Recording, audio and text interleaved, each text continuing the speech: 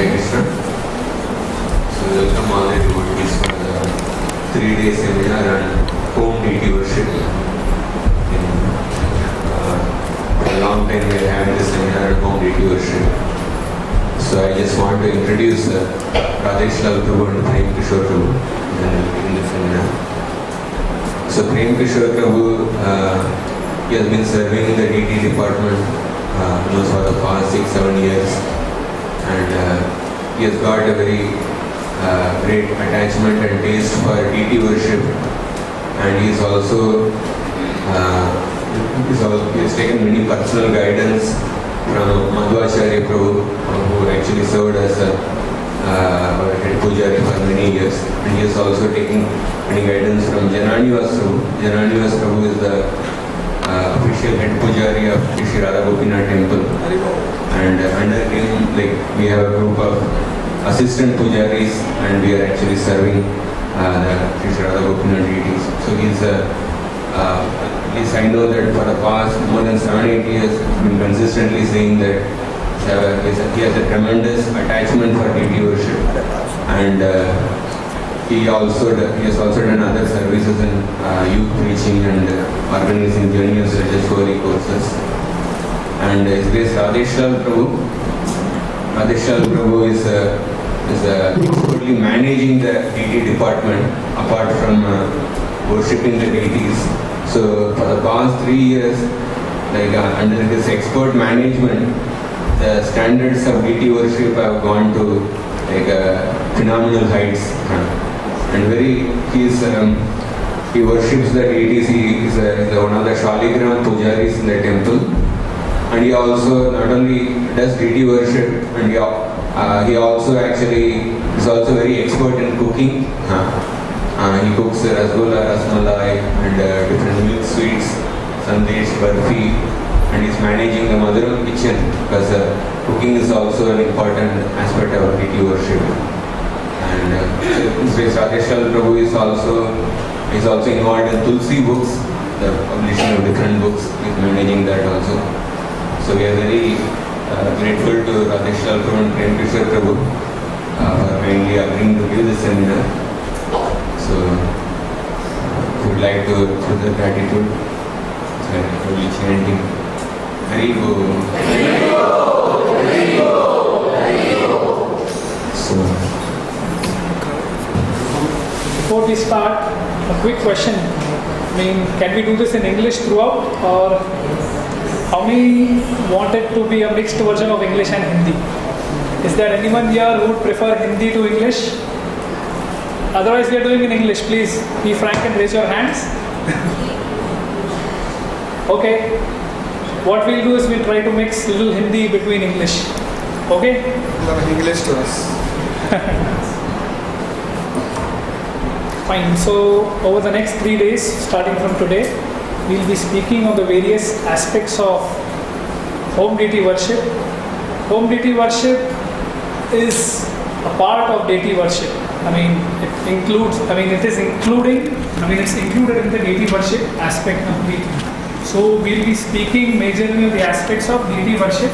Home deity worship will be a subsection of the entire kind of the seminar. But of course, on the second day and third day, we'll elaborately discuss about home deity worship. So what are we going to discuss today?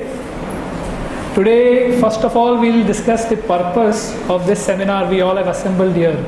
What is the necessity for this particular seminar? Apart from this, we'll go through the need for deity worship. Apart from that, we'll have the reason why we should do deity worship, and we'll get into the details about the reasons for doing deity worship, the actual philosophy of deity worship. And then, maybe tomorrow we might see what is deity worship, the definition of deity worship, the goals of deity worship, the qualifications one needs to have to do deity worship. And then there are Pancharatriki Vidhi and there is Bhagavad Vidhi. So 2 kinds of systems are there. I hope it's not too technical, and I'm not confusing you all in the beginning. But we'll explain this systematically, do not worry. It will be dealt very step by step, and we'll try to simplify this as much as possible. And then we'll have benefits of doing deity worship. And then of course we'll do the practical sessions of introducing how we'll do Achman, how we'll wake up the deities, how we'll do the bhoga offering, how we'll put them to rest. All these things we'll explain in theory, but which is practical. That'll be tomorrow. And on the last day, Prem Kishore Prabhu is the most expert in Shringar in our temple right now. So he'll expertly show you how to dress Radha Krishna, Gaur Nitai, or whoever he selects. So it'll be a feast for your eyes and all those people waiting for knowing how does he do this turban, and this thing goes here, and this puff comes from here, and this turban piece, what should I put here, there. So wait for 2 more days, everything will unfold. So we start off today with the purpose of this seminar. So of course it's, as you see up there, it's to share some methods of deity worship at home and to provide a forum where various doubts related to home deity worship can be cleared. Of course, coming to this point, we ourselves were planning to have something like this for the pujaris who worship the deities in the altar, the Radha Gopinath pujaris, but somehow for the past 2 years, with the prevalence of time and anything, we somehow couldn't manage to arrange the seminar. But very kind of Radhika Vallabh Prabhu, who actually came up with this concept of having something like home deity worship, and we grabbed the opportunity with both hands, and we were very thankful to him that such a situation arose and we could share something what we have read, what we have experienced, and it more or less gave us more time to prepare. And in the course of due time, last 15 days to prepare for this seminar, I'd been going through various deity worship manuals and lectures from senior devotees and ISKCON. So to say one thing will be like, whatever I present, I have learnt a lot in the last 15 days. So I'll be happy to pass on whatever I've heard in the last 15 days and read. So whatever comes out good from this is the credit of all my seniors, senior God brothers and senior devotees, Guru Maharaj, Prabhupada, and if there are any discrepancies or fault, everything lies with me. Thank you. Hare Krishna. So we'll just begin. We always wanted to give a message from the temple side to the congregation as to what all to do, what not to do. You know what happens? Deity worship is one section in the devotional service where maximum speculation comes. Everybody has their own ways and standards to do. So what is an acceptable standard? What is the standard? And what should be done, what should not be done? So we always wanted to give that as a mandate or as a suggestion to the entire congregation. So very thankful to Radhika Vallabh for arranging something so that we can pass on. ताकि हम आपको बता सकें कि क्या करना चाहिए, क्या नहीं करना चाहिए, क्योंकि अर्च विग्रहों की सेवा में सबसे ज़्यादा मनगढ़ंत चीज़ें होती हैं. So, yeah, this point I heard from Gaurang Prabhu when I actually joined the deity department, when he gave a seminar to begin with. So the first statement that he made was, behold this deity department, this is the place where there is maximum scope for speculation. That was quite a striking statement for me first on. The first statement I heard was, what is this? I thought deity worship was something to do with the Lord and everything would be, absorption, so much peace and everything. But then the first statement I ever heard in the seminar, that too, when I was officially told that you're supposed to serve in this department, तो सबसे पहली बार गौरंग प्रभु ने ये कहा कि भैया deity worship ऐसा एक डिपार्टमेंट है जहाँ सबसे ज़्यादा स्पेक्यूलेशन हो सकता है. तो I was racking my brains how, and over the past 3 years, now slowly it's sinking in that actually it's quite true. So, Rup Raghunath Prabhu was giving example for this. So he said, he gives a lot of seminars on deity worship. So he said, what's the need for these seminars to keep happening on a regular basis? So for a simple example, if I could share, he just said, so I went to a particular place and I gave an example that how do you do bhoga offering? You keep your hand like this and you do idam naivedyam. This is the naivedya pose. So then Rup Raghunath Prabhu was mentioning that the same place he happened to go after a period of about 2 months, just 2 months. And then there was a whole set of pujaris, and then he found everything but this. So, that was a revelation for him also. And we've been training pujaris in our temple also for the past 2 or 3 years, as there were a lot of new Brahman initiates in the temple. So what we found was sometimes you have to take a lot of pains to actually train a new person. So, a lot of blood is given, because an untrained pujari is a great risk for the Lordship. Imagine an untrained pujari, what havoc he can create in the deity room. You just can't imagine, if a pin pierces the Lord's turban and enters his head and there's a scratch. That's it. It's not only a bleach on his devotional life, but even on ours. Can't do anything about it. If we can't do, then we have to do. So what we do is devise a training method, be careful about who can do what, how he can do. So we have to train systematically. We have to go and pick and hand choose and say, okay, this devotee is fit for this service.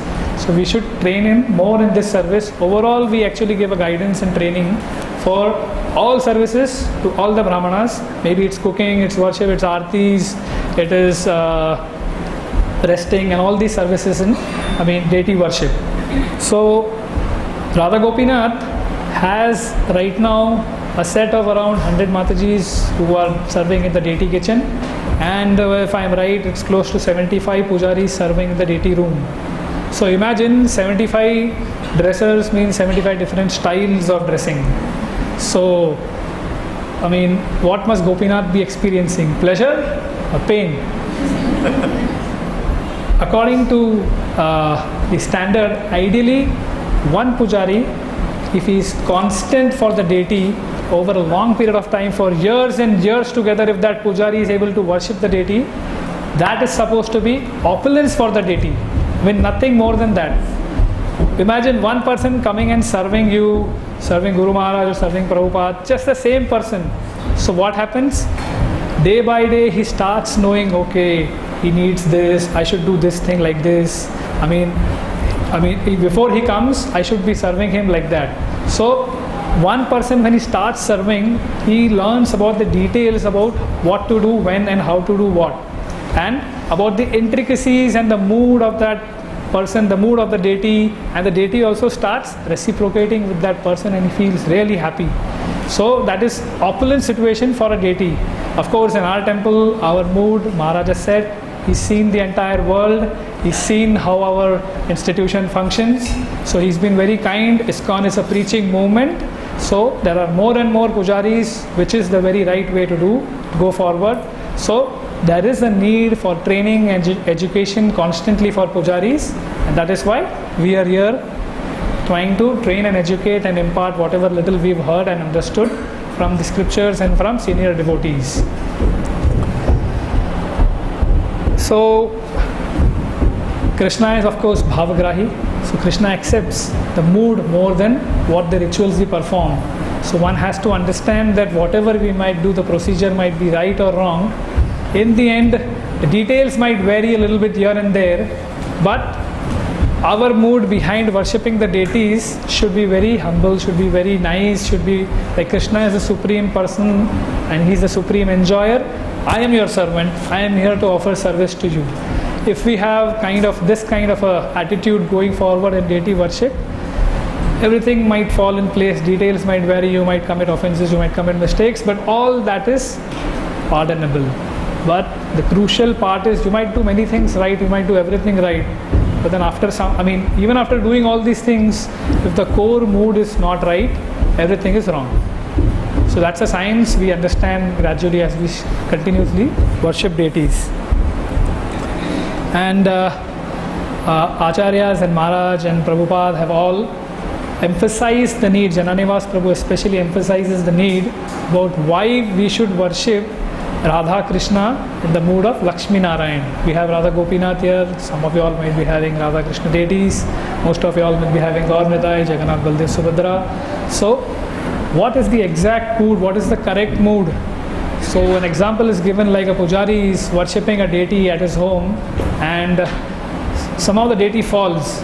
So what should be the mood? The mood should be, he should be repentful and he should be little upset and morose with himself.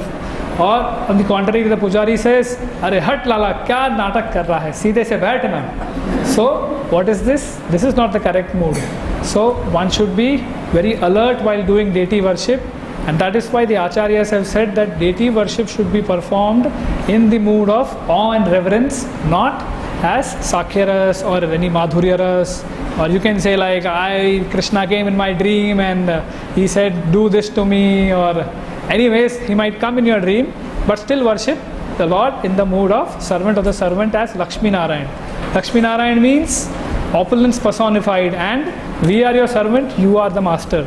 So that's why that's one of the main reasons why we do not offer obeisances inside the altar close to the deity. That's a mark of awe and reverence we signify. So we always offer our obeisances in the temple, not in the altar. We strictly forbid anyone from offering obeisances or paying prostrated dandavat inside the altar, because the mood that is golok, that is non-different from golok. So altar के अंदर कभी हमें साष्टांग दंडवत या प्रणाम करना नहीं है. हमें altar के बाहर आके ही दंडवत देना है भगवान को, वहाँ पर ही रिस्पेक्ट ऑफर करना है. एक बार आप ऑल्टर में चले गए तो आप भगवान के दास हैं, लेकिन फिर भी आप सेवा करेंगे और आप निकल जाएंगे. जैसे उदाहरण के तौर पे कैसे हमको लगता होगा कि हमारे घर में कभी कोई मेड सर्वेंट है या कोई नौकर है, तो कैसे लगेगा जब वो घर में आता है, अपने समय पर आएगा, प्रेम से अपना सब सामान इकट्ठा करेगा, टाइम लगाएगा, धीरे से बैठा रहेगा, and he might take a whole lot of time to do all the kind of stuff which is expected of the person to do there, and then you might be wondering, अरे कभी झाड़ू पोछा करेगा, कभी घर की सफाई करेगा, कब बर्तन करेगा. So similarly, if we are in alert and we are kind of delaying all the processes, rituals in deity worship, all the kind of the paraphernalia we need to collect, or the Manas Puja we need to do. Okay, 1 minute, I'll wait. Yeah. Hari Bol. Hare Krishna. Hare Krishna. Oh, is it's still going on? Yeah. So we got to pay attention to details, and we should know how to serve the Lord alertly, quickly, and we should not be kind of laid back in our attitude when we do deity worship, and we should be alert, quick, but still we should be careful in our dealings with the Lord. So coming to the next slide, the need for deity worship. So we see that there are 3 needs for deity worship. The first one is it's Krishna's desire himself. Krishna himself desires that we worship him. We see that. Then the next, the second one is accessibility to the Lord, and the third one is degradation with time. So we take up the first one. So Krishna's desire. We see that in Krishna, there are a lot of Upanishads, there are a lot of Puranas, there are a lot of scriptures written.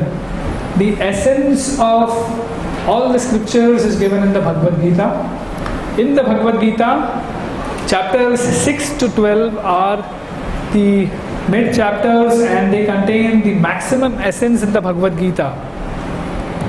And even from the 6th to 12th chapter, in chapter 9, we have the maximum essence which is hidden in the 9th chapter. And the verse is 9.34, that is Manmana Bhava Madbhakto Madhyaji Mam Namaskaru Mame Vishyasi Satyam Te Pratijane Priyosimi. So another, the same shloka comes in the 18th chapter. So 2 times in the Bhagavad Gita, we have this same verse being repeated. So it's one of the most important, the most important verse in Bhagavad Gita. So you might be wondering, why am I pointing out that this verse is the most important in Bhagavad Gita? So you might have seen His Holiness Radhanath Swami Maharaj, when one of his god brothers come, when Bhakti Charu Maharaj comes, he introduces him saying, he is my most dear god brother. and you have another sannyasi come sometime later, and we all have seen Maharaj will introduce him, spend time with him, and then again he'll embrace him and he'll introduce that saying, he is a very, very, very dear god brother to me and my most dear friend. So this we've seen that Maharaj does with so many of his god brothers. So similarly, you might have seen that some people find out that Matras, Parshas to Kaunteya, they highlight that is the most definite and kind of most important verse in Gita. So there are many verses which you can say are the most important in Gita, but according to deity worship, this is one of the most take-home messages and take-home verses, shloka from the Gita, that will help us understand why we need to do and the need for deity worship. So the Lord says, worship me, pay homage unto me, pay respects to me. By doing this over and over again, I promise that I'll be your dear friend and you'll be very dear to me. So this is, Arjuna was given the message of Gita on the battlefield of Kurukshetra. So when Krishna spoke to Arjuna about the message of Bhagavad Gita, it was very clear for Arjuna that Krishna was directly speaking to Arjuna. So whatever message जो भी कृष्ण कह रहे थे, अर्जुन को पता था भैया ये तो मेरे लिए ही उपदेश दिया जा रहा है, मुझे ही पालन करना चाहिए. So how do we know that the Lord is kind of present and available and speaking what he said to Arjuna? How do we take that message that what was being spoken was for me? Or how do we personally perceive Lord? So a question often arises that the Lord is present everywhere in this universe, but how can we actually behold His form? We are not qualified to actually perceive and talk to Lord or kind of interact with Him, experience His presence in this world. So what we do is, just like a cow is present and milk is all pervading in the cow, but if you want to access the milk, you got to access the milk through the udder. So once you access the milk through the udder, then you realize that there is milk present all over the cow's body, but through the udder we experience what milk comes out. So similarly, the Lord is present everywhere in this universe, but to access Him, to experience Him, to relate to Him, we need a form, we need an archa, we need a deity to experience the relationship with the Lord. So the Lord very kindly incarnates in 5 forms in this material world. So you will see that the 5 manifestations of Lord are the Para, the Vyuha, the Vibhava, the Antaryami, and the 5th one is the one that we are experiencing in this world, which is called as Archa. So the first one is Para. So the Para, which is the first form, what does it signify? That's the original form of the Lord, which we find Him in Golok Vrindavan. So Golok Vrindavan, Krishna is present, and that's the form according to Para. In this room, He is available as Para. So can we access Him in Golok Vrindavan? Narad Muni could go anywhere and everywhere. He had a green card just about to move anywhere on this planet and all the planetary systems. But we do not have that facility, we do not have that qualification. तो यदि हमें भगवान को पर रूप में हम नहीं जान सकते तो हमें कुछ और चाहिए. तो क्या वो व्यू है?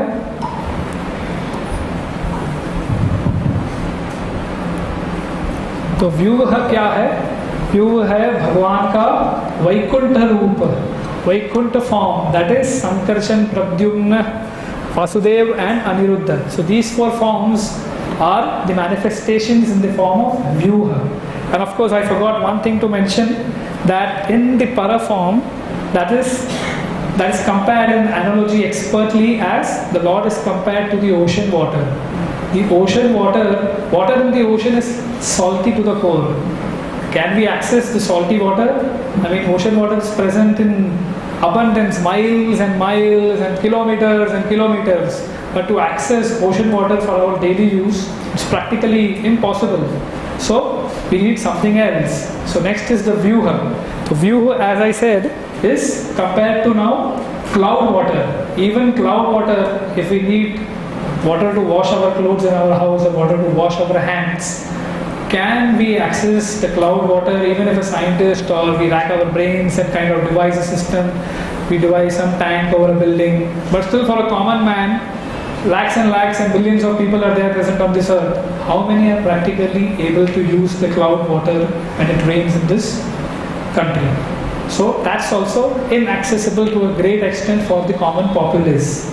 So the next one is Vibhava. So Vibhava represents the incarnations of the Lord like Krishna, Rama, Narsimha, who incarnated on the planet with their associates.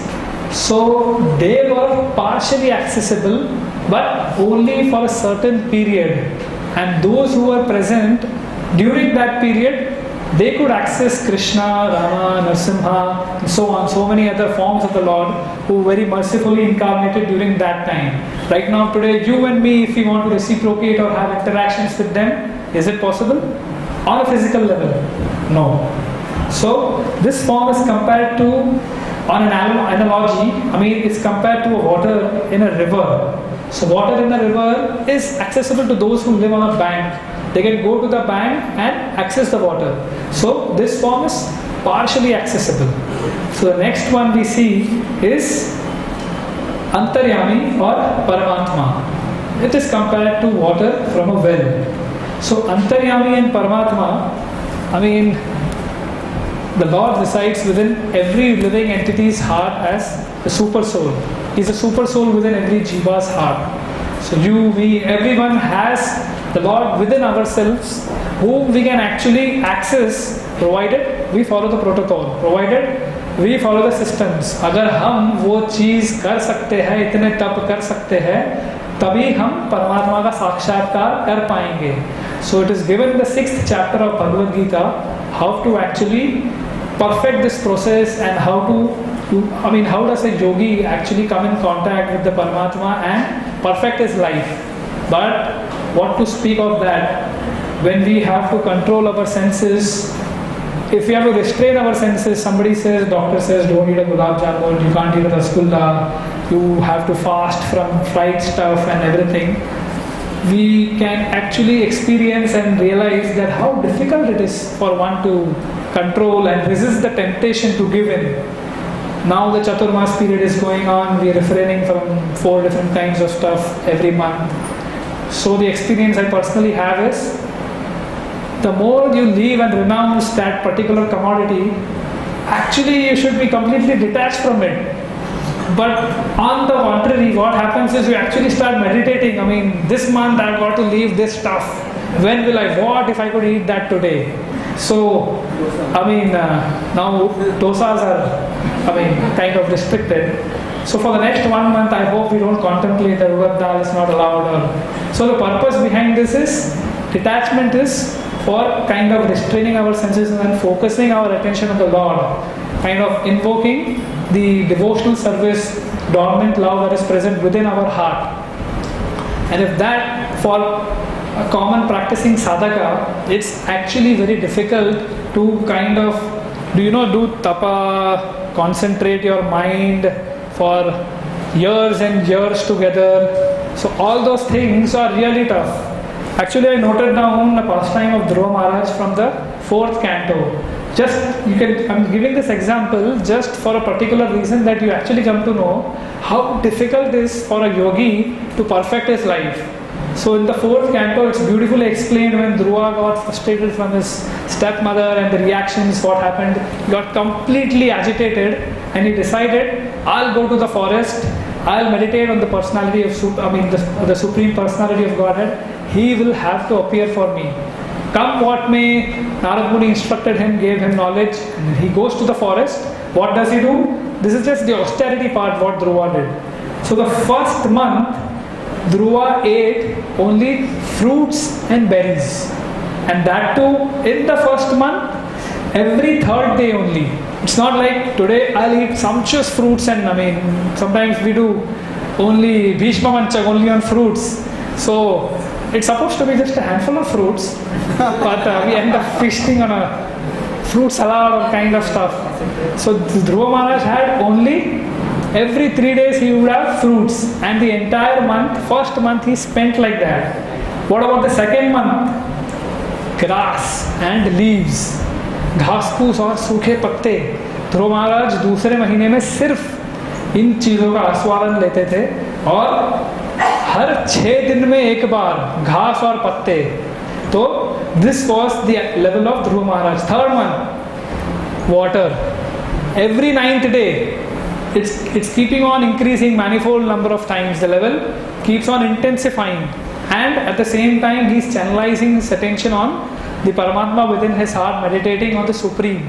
So imagine his level of tapasya, what Dhruva Maharaj did. Slowly it was burning up there. I mean, the heat generated from his tapasya, the upper lokas were slowly getting the heat to feel. I mean, the austerities which were generated, tremendously it was leaving lot of heat, and one Chandra, Indra, Vayu, धीरे धीरे से सबको पता चल रहा था, अरे धरती पर कोई कुछ तो तपस्या कर रहा है. So the fourth level, 4th month, now this is too much.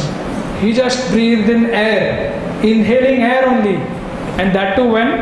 Once in every 12th day. You can't imagine, I also can't imagine how he did that. And then he goes further. The 5th month, he also completely controlled his breathing of the air element. And it's explained in Bhagavatam, just like a pillar which supports the ceiling, or I mean, you have these pole dancers or these classical dancers who have one foot on their thigh and they balance themselves on one foot.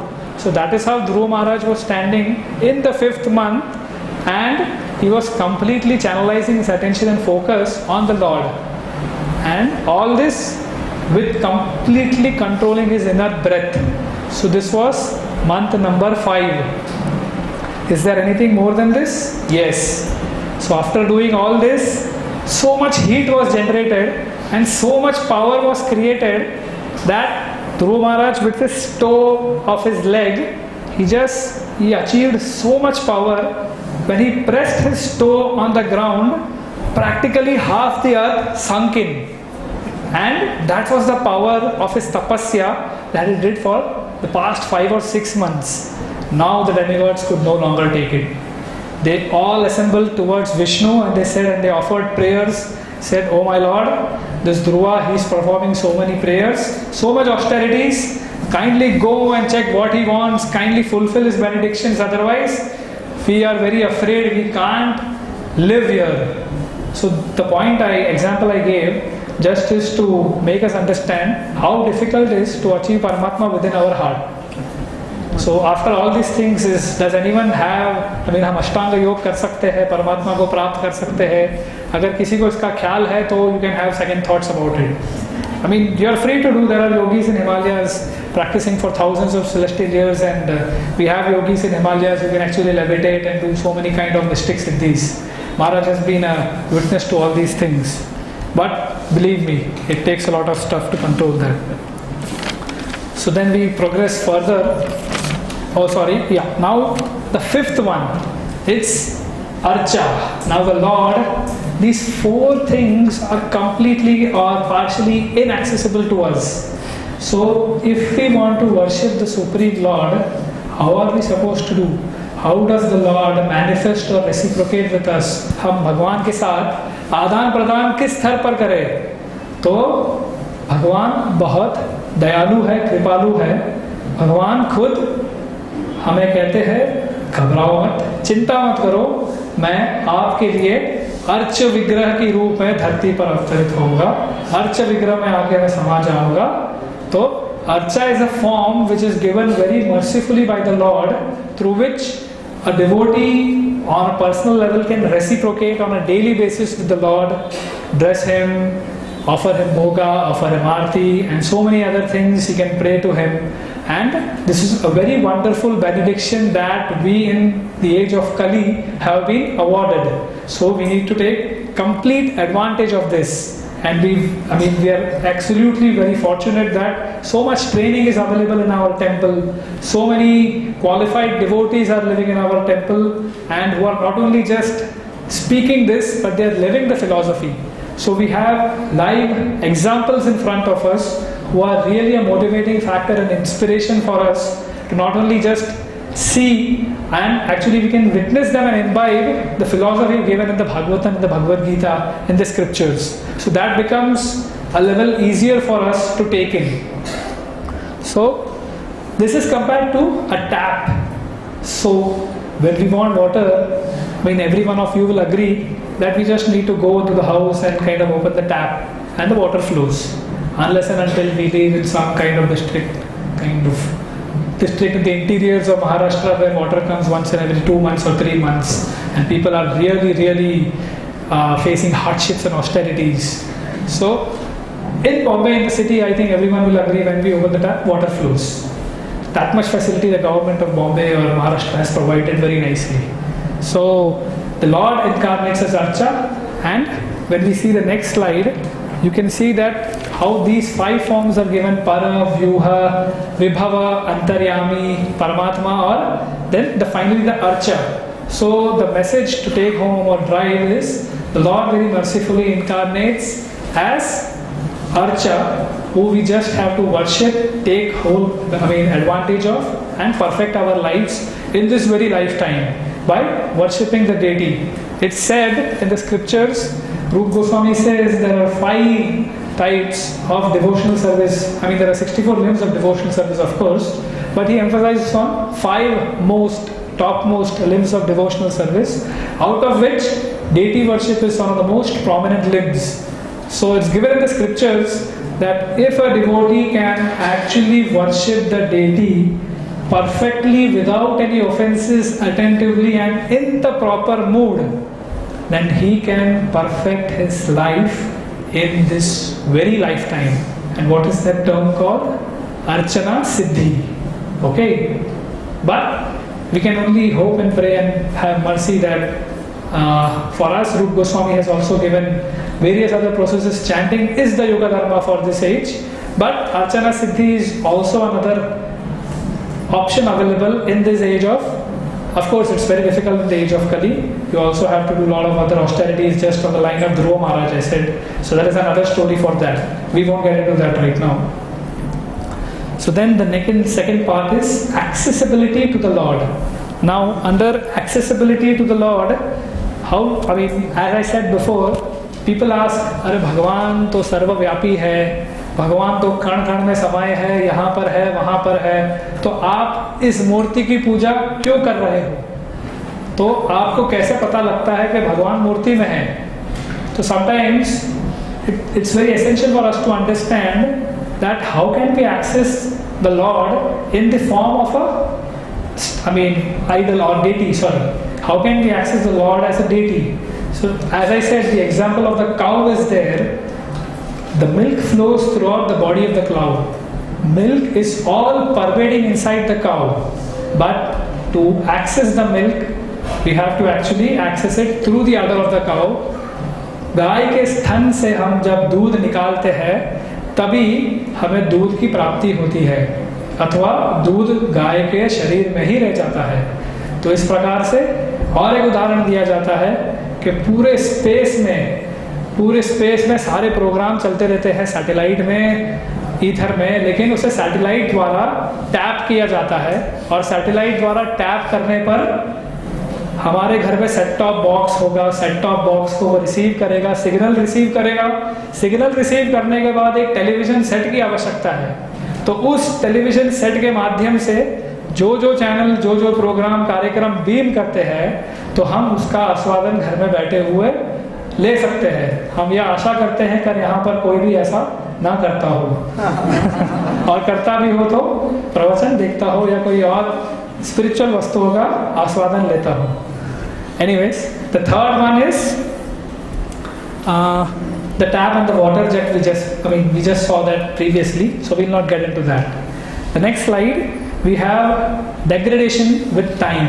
काल के प्रभाव से ये बहुत ही महत्वपूर्ण श्लोक है, क्योंकि इस श्लोक के द्वारा हमें पता लगता है कि कैसे अर्च विग्रहों की सेवा इस युग में या कब से शुरुआत हुई है। हम डेटी वर्शिप का सोर्स क्या है, डेटी वर्शिप कब शुरू हुआ, तो इसमें बताया जाता है कि आई थिंक ये युधिष्ठिर महाराज को नारद मुनि बतला रहे हैं, if I am not mistaken. तो युधिष्ठिर महाराज को नारद मुनि बतलाते हैं कि हो राजन, बहुत से ऋषि मुनियों ने जब देखा कि सतोगुण was disappearing from this world in the age of Treta. In the age of Satyayug, people were, there was no need to lock the doors in the house. People could just leave their doors open, gold jewelry would be there, any kind of valuables would be there, but there was complete honesty, complete trust. So because people were generally in the mode of goodness. Of course, there was deity worship even in Satyayuga, but not that much prevalent. When was authorized deity worship started in the temple? It was in the beginning of Treta Yuga. Treta Yuga के आरंभ में ऋषि मुनियों ने जब देखा कि सतोगुण का प्रभाव कम होता जा रहा है और रजोगुण और तमोगुण का प्रभाव अधिक से अधिक बढ़ता जा रहा था, तो ऋषि मुनियों ने तुरंत क्या किया? मंदिरों में अर्च विग्रहों की स्थापना कर दी कि इस हेतु जीवों का उद्धार होना चाहिए, नहीं तो जीव गिरते जा रहे थे, सतोगुण गिरता जा रहा था और रजोगुण बढ़ता जा रहा था। तो अर्च विग्रह की सेवा करने पर हमारे जीवन में सतोगुण बढ़ेगा। तो when we actually perform deity worship properly according to rules and regulations with the prescribed rules, meditating on the Lord, gradually we are so absorbed, it is but natural that the mode of goodness within will arise. So that's a very important thing we can learn from this shloka. So now we have a very wonderful video. You all can have a look at it, and there'll be a question asked after the video. It's a just 1 minute video, kindly pay attention to it. So kind of something strikes immediately. Sorry? Sorry? Yeah, we should have the willingness to do it. Okay, so actually, what we just saw was, if you see, smartphone is all prevalent right now. So everyone has application on the smartphone. So a guy just sets an alarm on his watch and he goes to sleep. The function of the alarm is to wake up the person when he wants to.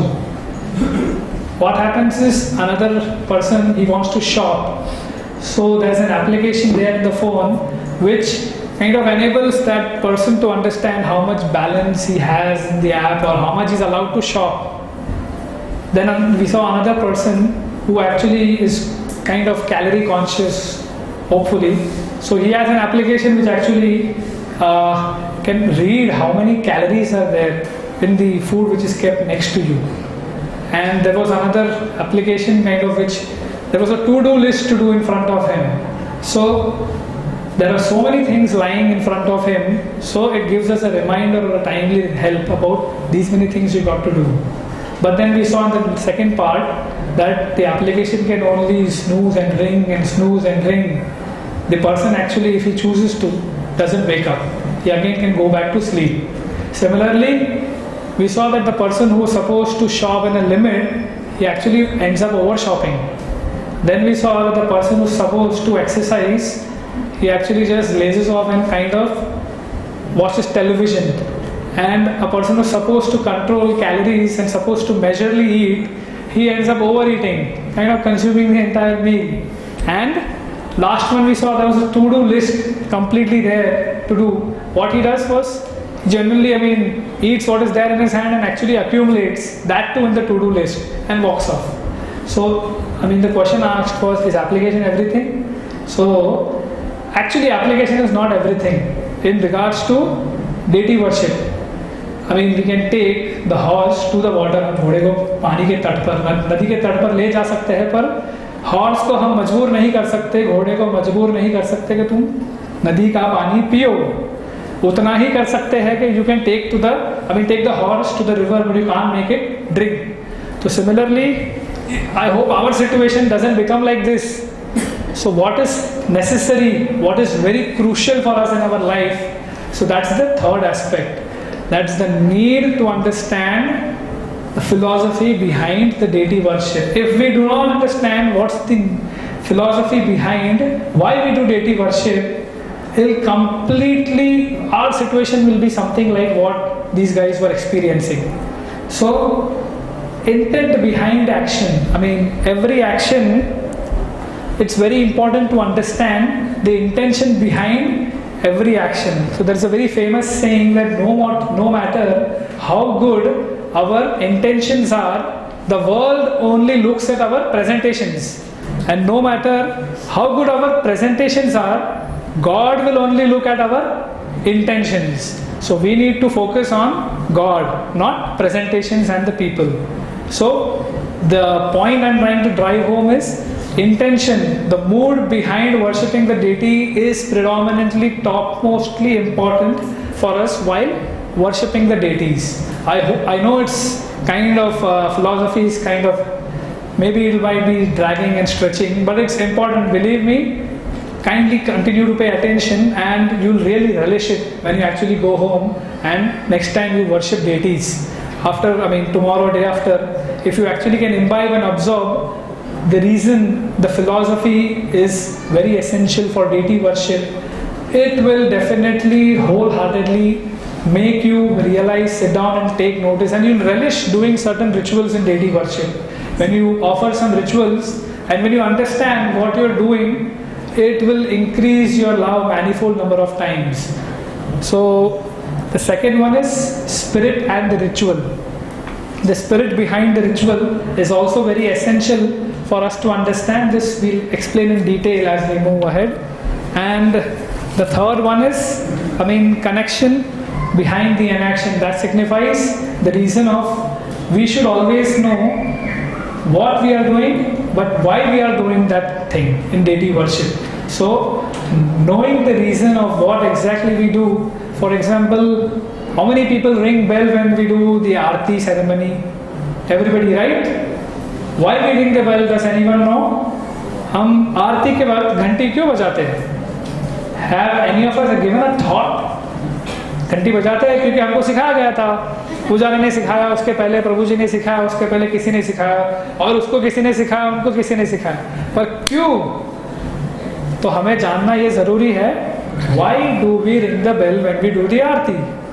So Bhakti Vidyapurna Maharaj was very nicely explaining this. There was a discussion actually, it was a very interesting discussion. The question posed to Bhakti Vidyapurna Maharaj was, Maharaj, when sannyasis like you come to our temple and you give class, there are other sannyasis also. This was in Boston. So the pujaris are sometimes confused. The head pujari of that temple was a Mataji, so she was asking. So the pujaris are in a dilemma sometimes. They are attached to ringing the bell because I can't imagine doing this and not doing this. The hand freezes. So they wanted to ring the bell. So somehow they said, Maharaj, is it okay? But sometimes that ringing bell thing causes the speaker to be disturbed. So what do we do, Maharaj? In this case, what should be? Give us a solution, please. So Maharaj said, okay, the pujari is very attached to ringing the bell. Get a kind of a miniature silver bell, which we get in the market, or make it up, manufacture a silver bell and just tingling, keep on, do just for the heck of it. If you want to do that, then do it. If that is what makes him happy and concentrate on the worship, so be it, do it. But then Maharaj said, ask him first, what is the purpose behind ringing the bell? So Maharaj said, if he doesn't understand that why he is ringing a bell during the Aarti period, then the whole process, the whole question is useless. So first, according to Pancharatra, he should understand why we ring the bell when you do the Aarti. So Maharaj explained that the bell is a personality first of all. So that's why when we do Shaligram Puja, we actually don't purify the bell. Or when we do Aarti, ideally we should not do Achman for the bell after every Upchar because the bell is actually a personality. So when the personality is present, the entire musical instruments reside in that bell, and that music, that kirtan is meant for the pleasure of the Lord. So when we ring the bell, the kirtan and all the music personified come and reside in the bell, and that when the bell is rung during the Aarti ceremony, that is for the pleasure of their lordships. So this reason, when we understand this reason, it becomes very simple that what to do when a class is going on. Should we ring a bell or should we not ring a bell? Should we ring it ting, ting, ting, ting, or should we altogether stop it? So Maharaj in simplified means explained this, and after getting this reason, it becomes very clear. Why do we ring a bell? To have kirtan for the Lord. And what is happening during Bhagavatam class? Glories of the Lord. That is also kirtan. भगवान का नाम का गुण का लीला और रूप के बारे में बताया जाता है भागवत कथा में, तो वो भी कीर्तन से डिफरेंट नहीं है.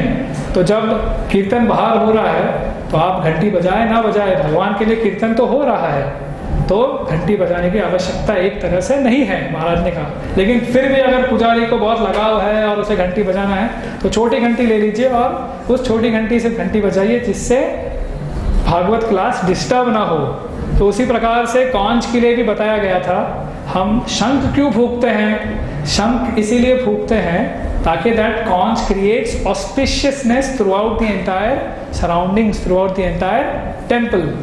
सो when it creates auspiciousness, I mean, so in the temple when the class is going on, already it creates a mode of goodness and kind of there is a whole lot of auspiciousness invoked inside the temple hall. So if you blow the conch or if you don't blow the conch, the purpose is achieved of auspiciousness being created inside the temple hall. So it is so important for us in deity worship to understand these small things.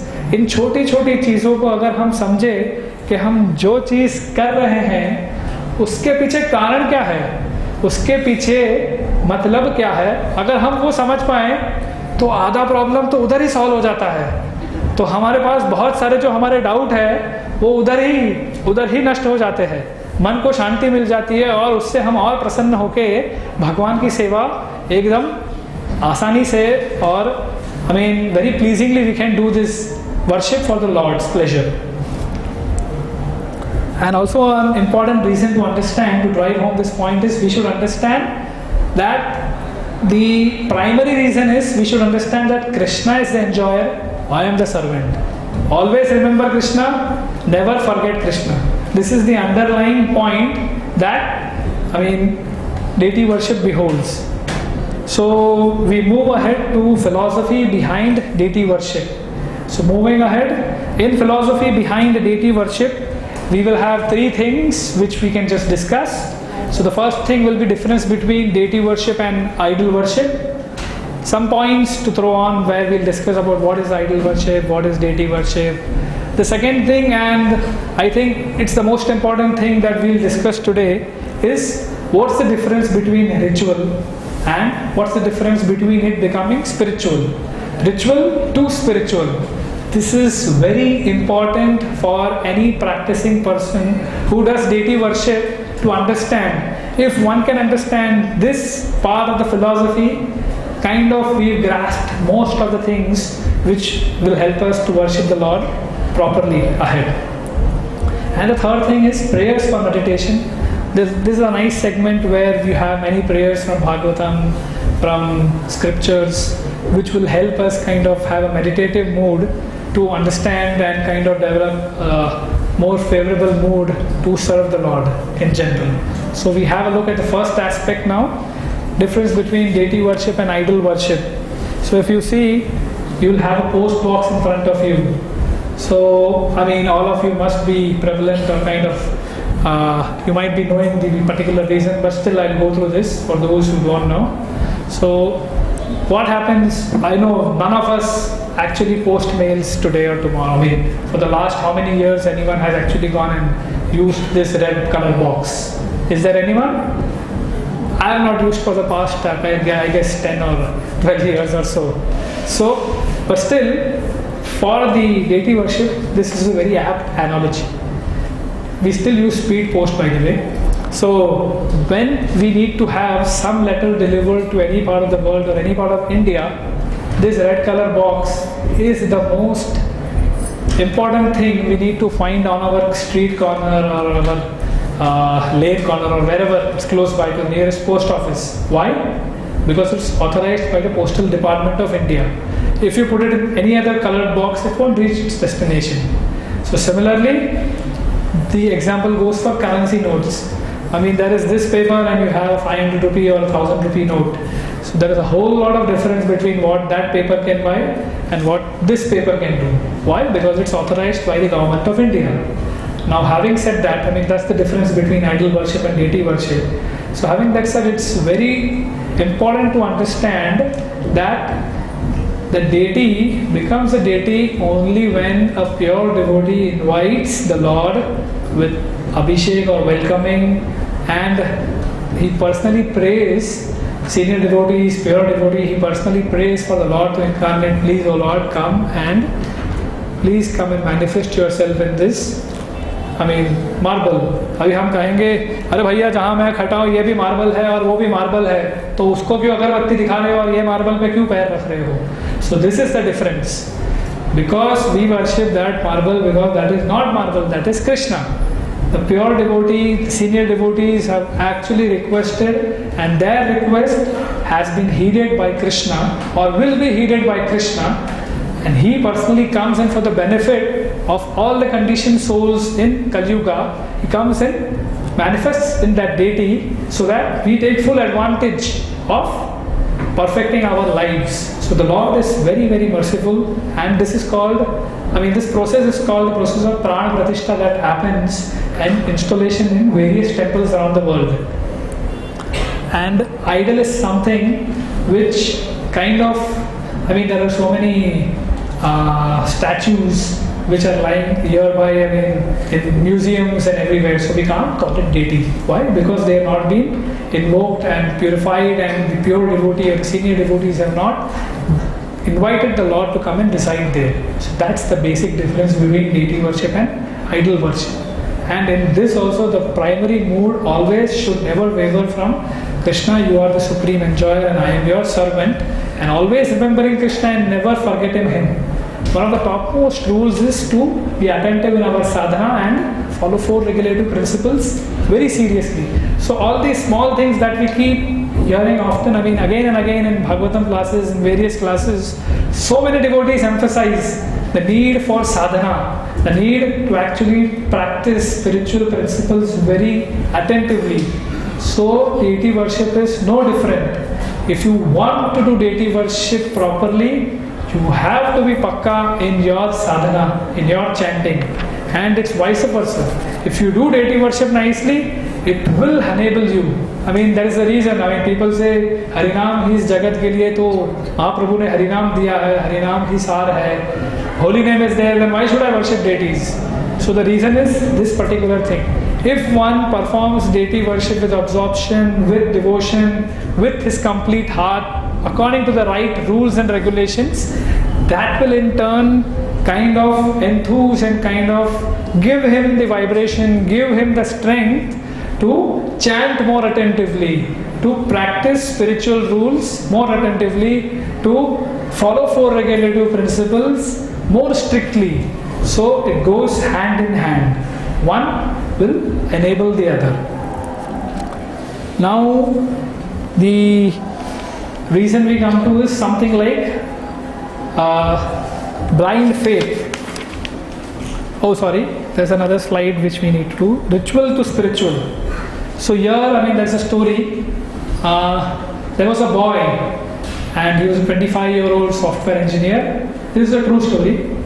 So he was studying and living in Bombay. So one time there was a marriage which was supposed to take place of one of his friends in his village. So he had to be there. So he goes there. Being in Bombay, he's seen all kind of backgrounds of religious intolerance, global terrorism, and so on and so forth.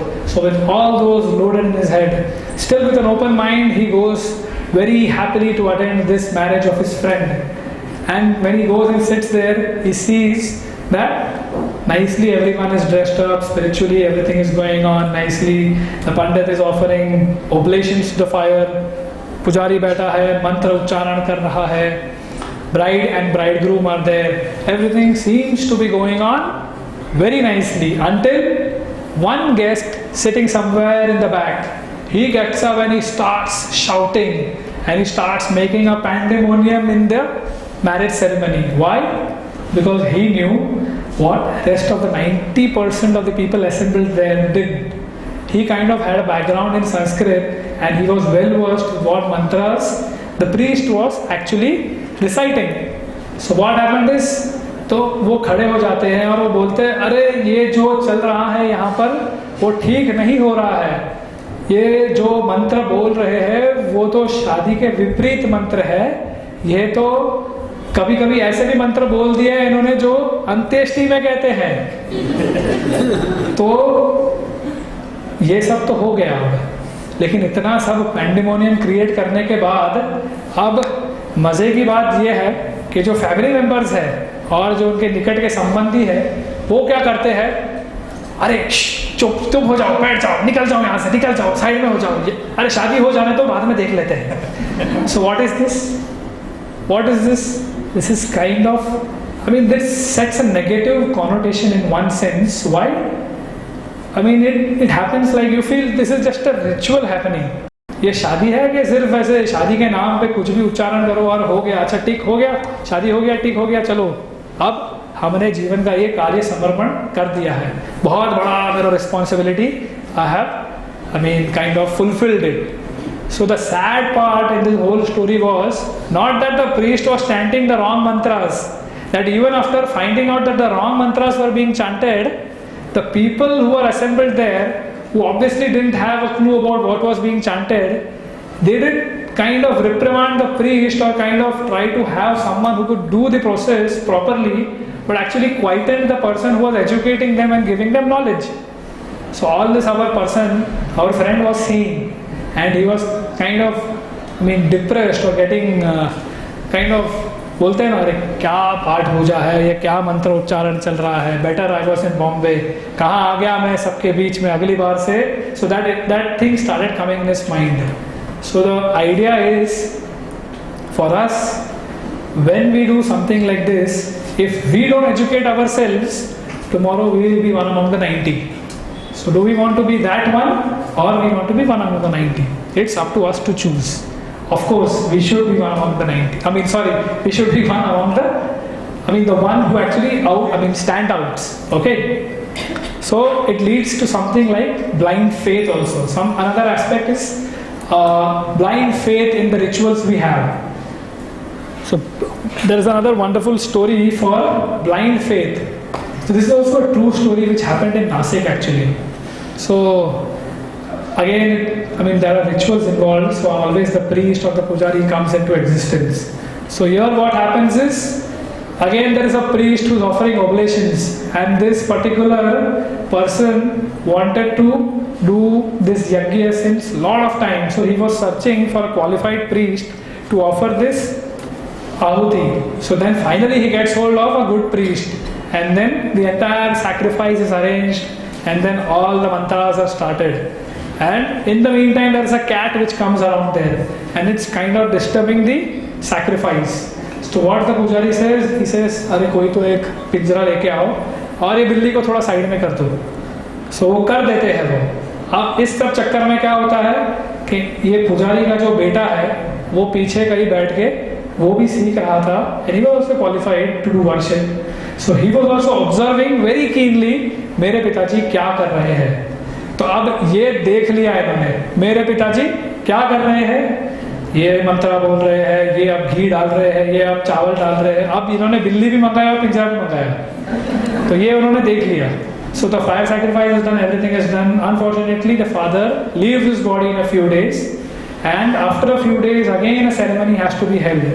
So that the son assumes the responsibility of the main priest. So when he is given the responsibility, he follows his father tooth and nail. Whatever his father did, carbon copy from top A to Z. कुछ भी miss out नहीं किया, यहाँ तक कि बिल्ली और पिंजरा भी मंगा दिया. तो अब बिल्ली और पिंजरा भी मंगा दिया, मतलब ये ब्लाइंड फेथ हो गया. मतलब समझा कुछ नहीं, बिल्ली और पिंजरा क्यों, क्योंकि मैंने मेरे पिताजी को भी देखा था बिल्ली और पिंजरा मंगाते हुए. नहीं, वो इम्पोर्टेंट नेसेसिटी है, वो होना चाहिए, उसके बिना ये यज्ञ संपूर्ण नहीं हो सकता.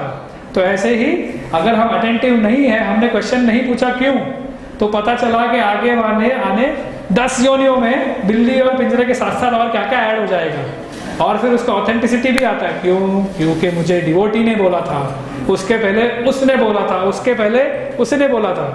तो अगर पता लगाना है तो लंबा लिस्ट लगेगा, इधर इधर इधर तक पीछे स्क्रिप्चर्स को खोल के देखना पड़ेगा अंत में कि भैया इसका रूट कॉज कहाँ पर है.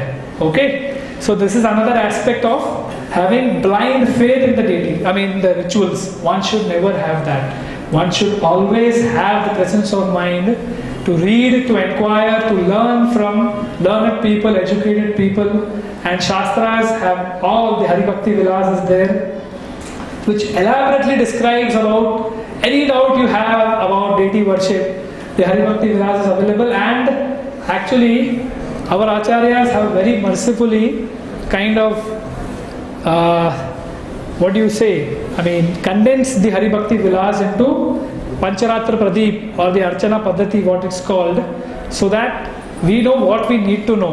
I mean, because it's like so elaborate that Prabhupada said once you actually read Hari Bhakti Vilas, then you won't come out of the bathroom if you go in the daytime till evening if you want to worship deities.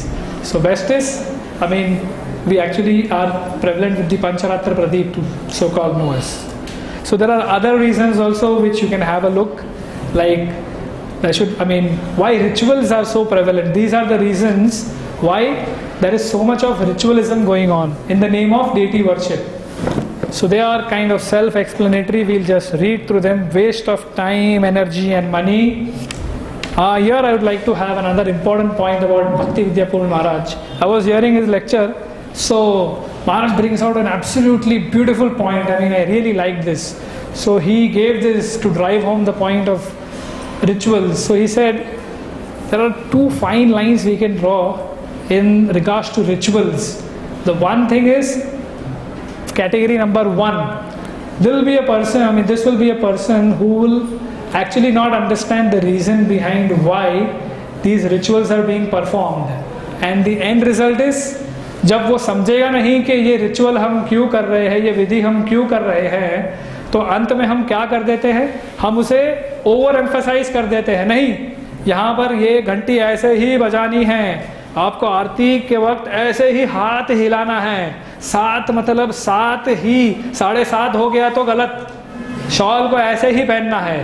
तो ये सब चीज़ें जो है कब होते हैं, जब हमें यह ज्ञान नहीं होता कि हम जो कर रहे हैं वो क्यों कर रहे हैं. उसका कारण जानना बहुत महत्वपूर्ण बन जाता है.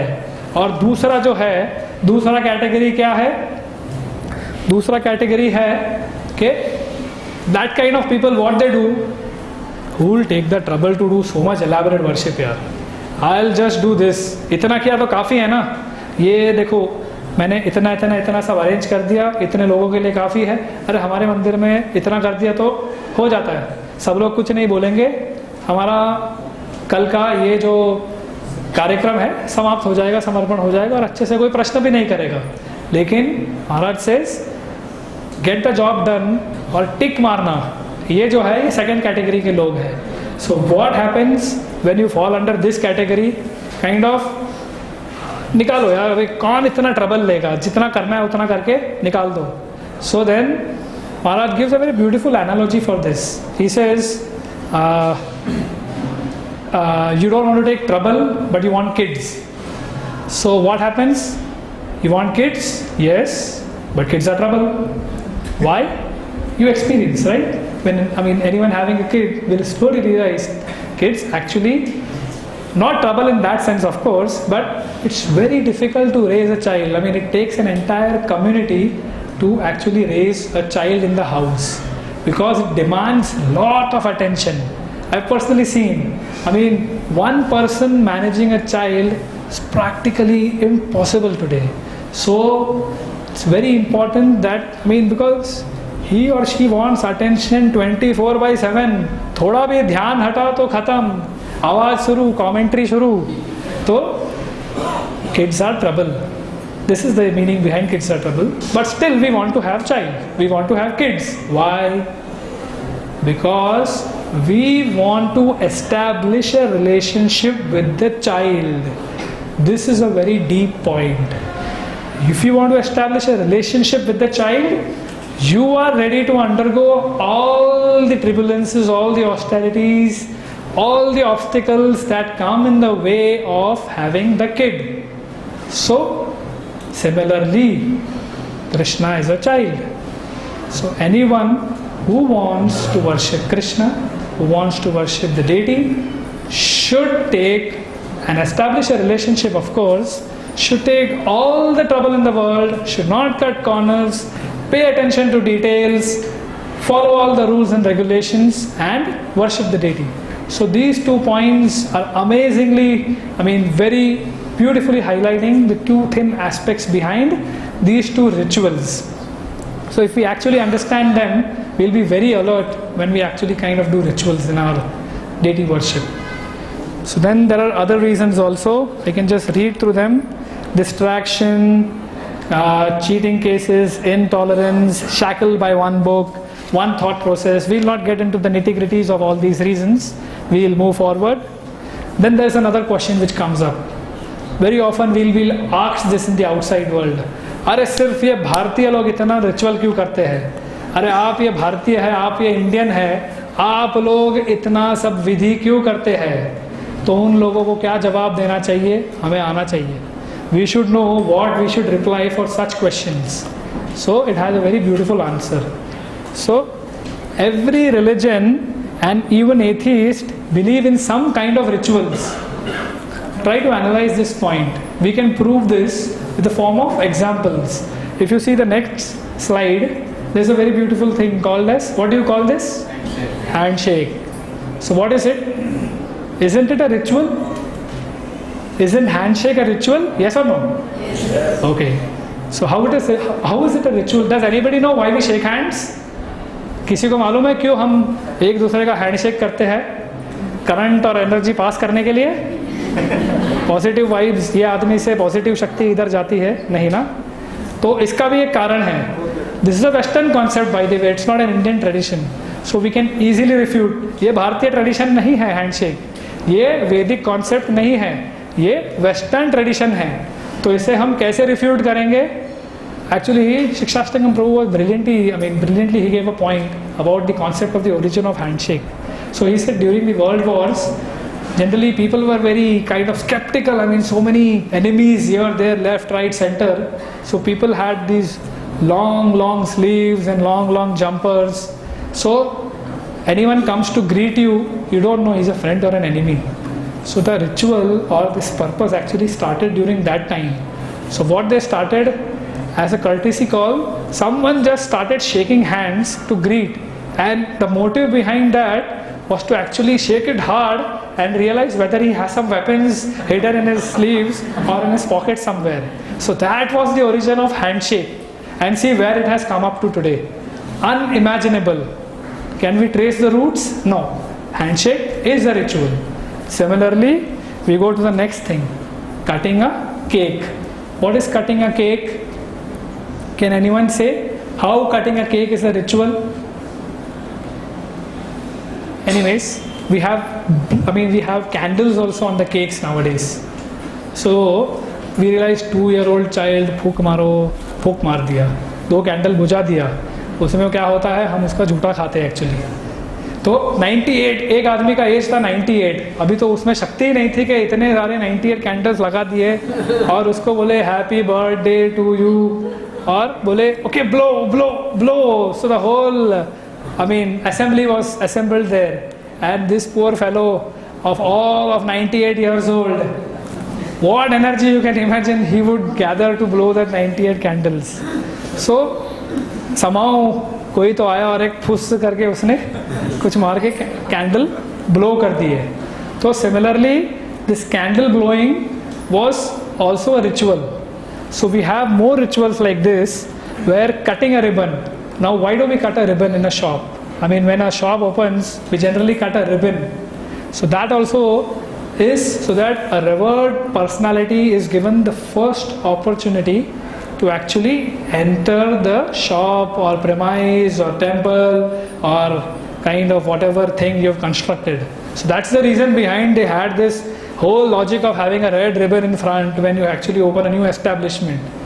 But उसके पीछे जब कारीगर बैठे रहते हैं, वर्क्समैन, द आर्टिजन्स, वो पीछे हंसते रहते हैं. ये देखो, ये प्राइम मिनिस्टर आया उद्घाटन करने फ्लाईओवर का, उसको मालूम नहीं 1 साल से हम लोग फ्लाईओवर के आगे पीछे जा रहे हैं. तो I mean, these are kind of things we can say that they all are also rituals. So it's not that हम इंडिया में ऐसे यज्ञ में ओम करते रहते हैं तो लोग बोलते हैं अरे आप भारतीय सब बहुत रिचुअलिस्टिक है. सो तभी ये 4-5 चीज़ उनको बोल देने का कि भैया ये सब क्या है, इसका सब ओरिजिन मुझे बताओ करके. So similarly, and the most amazing thing is this Valentine's Day now which comes up next. So Valentine's Day concept, you have to actually, I mean, how did it originate? We all know, even Maharaj mentions in his class that it was named after a very revered saint called Saint Valentine, right? But then now what is the ritual which is happening in Valentine's Day? Unmentionable. So there was a story also about this. I mean, it's just a humorous joke. I'll just share. So there was a boy who wanted to do something different on Valentine. So this boy, what he does is he searches, मैं रोज नहीं दूंगा. How do I express my love on my Valentine Day? So I don't want to give a rose. I'll do something different. So he has an idea. So he goes to the entire market and he says, I'll search for the most beautiful lotus. So then, tragedy that day there are no lotuses in the market to be found because everywhere demand for roses are there.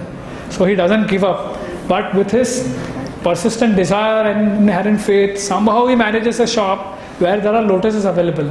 So he gathers courage, buys that lotus, and with all energy he goes to his love of life and goes and says, please accept this on my behalf today, be my this thing dash dash dash. So after that, then he gives that lotus. And then what he gets in return, thad karke usko ek mila. So then what happens? He says, Arey, I expressed it so lovingly, what was the mistake? So she says, तुमने मुझे BJP दिया, मैंने तुमको कांग्रेस दिया. So the idea is, I mean, the idea behind the whole ritual is that the whole festival or the whole day was supposed to be celebrated for a revered saint. So now where are we? Where is the saint? Where are the qualities which are associated with this day? And what is happening on this day? No relation. So connection कहाँ जा रहा है? Ritual ritual ritual. किसी ने तो कुछ तो बीच में किया है, तो आज हमको ये मिल रहा है फलस्वरूप, तो हम आगे बढ़ते हैं. So what is the kind of thing what we need to do? The Indian thought of culture was of seeking truth, something like what Maharaj did. You all must have read the Journey Home about how he actually searched and hitchhiked for seeking the absolute truth. So that's the origin of finding out, I mean, doing these rituals. So if you have some motive like this, go ahead and do to the best of your ability. Then what is the philosophy behind rituals? It's very important to know, point number one, that we are spirit souls trapped in the human body. So what's the Lord's position? He provides us all necessary items for our survival. भगवान ने हमको सब चीज़ों को प्रदान किया है जो हमें जीने के लिए आवश्यक है. So as an act of gratitude and responsibility, we offer whatever is present on this planet which is given by the Lord back to the Lord, saying that with a mood of thankfulness, gratitude and respect, with love and devotion. And not forget that it is actually love which the Lord wants and He is hankering for.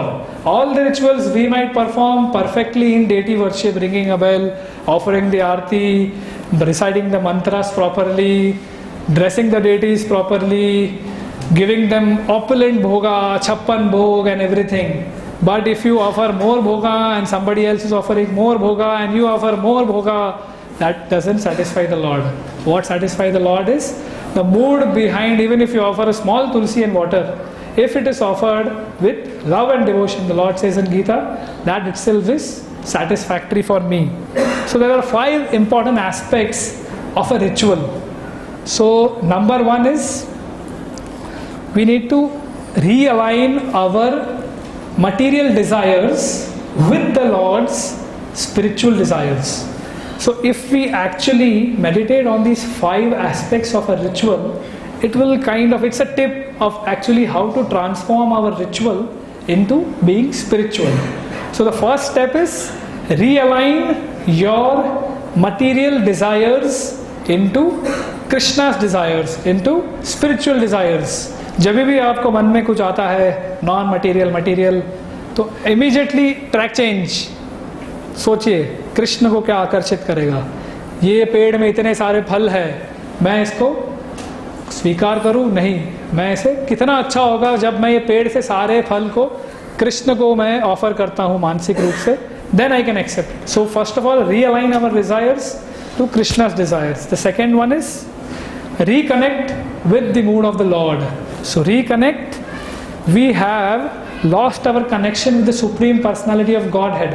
So when we realign, naturally we start reconnecting our lost connection with the Supreme, slowly and surely by performing all the rules and regulations and rituals. The third one which is there is we request. Now request is in the form of prayers, and also we do this Naivedyam, we do this offering water, So that itself is a request for the Lord. We request the Lord, oh Lord, please come here, sit on this asan, accept, I humbly offer you this bhoga which contains some items which is made with love, and this glass of water. Please accept this, because if you don't accept, then I will not honor it. So the Lord, with your mood, we request the Lord to humbly, please accept this. So that's the third R of ritual. Now what's the fourth one? The fourth one is reciprocate. Now this is an interesting one. If you do all these three things correctly, the fourth thing surely follows. So what is reciprocation? अब हमने बहुत भक्तों से बहुत कुछ सुना है, तो ये ओपनली तो बहुत लोग शेयर नहीं करते, but even I was hearing a tape of Srila Prabhupada and Jananivas Prabhu. So in that, I don't want to mention the entire pastime. Kind of in summary, Prabhupada just mentions, and he was having a conversation one-on-one with Jananivas Prabhu regarding worshipping Shaligram, and he was instructing him on those aspects.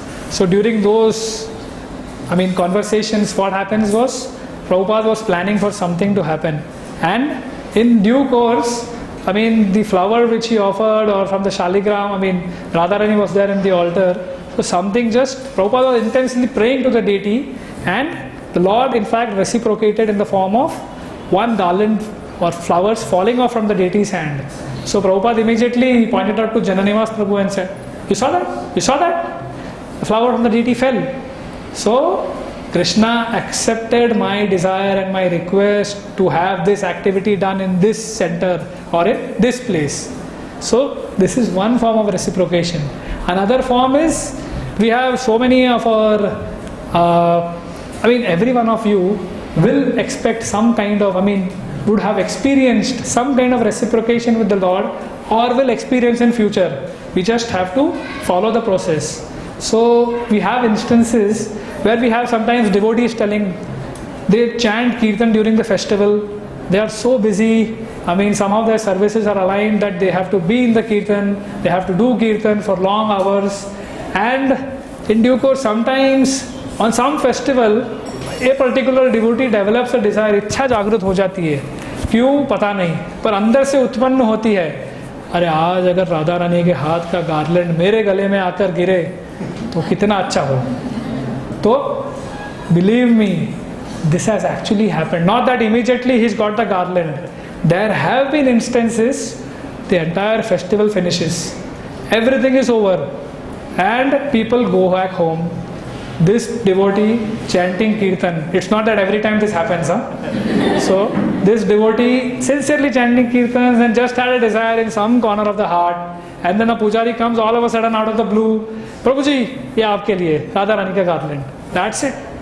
This is called reciprocation of the Lord. No miracle, no magic, no, don't build any stories about this, This is simple reciprocation. So this will build our faith in simple rituals we do. Okay. Now the fifth part is realize. So when you do all these things properly, step 1, 2, 3, 4 किया, तो पांचवा step होना ही है। आचार्यों ने बहुत कुछ realise किया है, हमको भी थोड़ा 1-2 सूत्र मिल जाते हैं। जैसे जैसे ये गार्लैंड आके गिरता है ना गले में, तो तभी भगवान बुद्धि देते हैं, अरे इसका सूत्र मैं नहीं हूँ, कोई और है। तो ऐसे रियलाइजेशन हमको आते हैं। Realisations are not meant to be discussed and I mean, in all humility, I don't have any realizations or so, but down the line, if each and every one of you will follow these 4 principles, then definitely the 5th one will follow for you all. But for that rule, I mean, thumb rule is chant 16 rounds of Hare Krishna Mahamantra super attentively, no compromise. ऐसा नहीं कि ये सब किया तो सब हो जाएगा. Follow 4 regulative principles. बहुत दृढ़ता से करनी पड़ेगी 4 regulative principles.